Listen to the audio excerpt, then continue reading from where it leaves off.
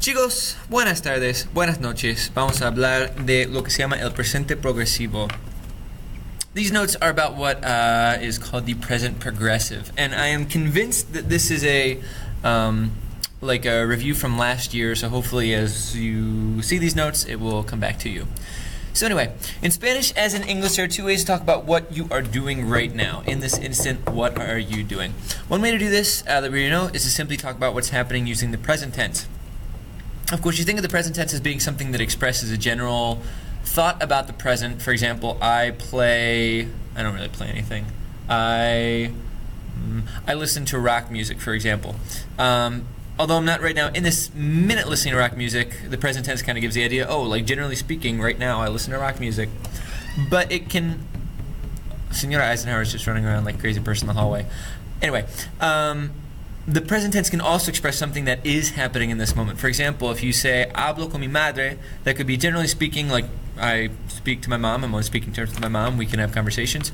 Or it can also mean literally in this moment, I'm speaking to my mom. I currently am doing this thing.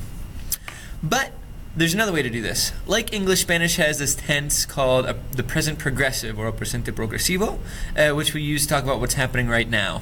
In English, it's those ing phrases, like I am doing homework, or you are speaking Spanish. That's weird. That should say speaking Spanish. Sorry for the typo. Or we are watching television, etc., etc., etc. It's any of those ing phrases that we use. And to form the present progressive part, what you'll do is you'll take the activity of the verb, so comer, bailar, escribir, your infinitive, the AR, ER, IR form, drop the AR, ER, or IR, and add the following. If it's an AR verb, you'll add ando, so like bailar, you'd take off the AR and you would come up with bailando. For comer, it's an ER verb, drop the ER, add yendo, so like comiendo, for example. And then escribir, you drop the IR, add yendo as well for IR verbs, just as you would for ER verbs. And then escribiendo would be the ing, the present participle form of that verb. Note that some weird things happen with spelling. So like for example, leer changes to leyendo, pedir changes to pidiendo, dormir changes to durmiendo. A lot of the boot verbs that change in the present tense have those same changes here. So, this just gets you the ing part of the verb. We still need to talk about what I am doing or what you are doing.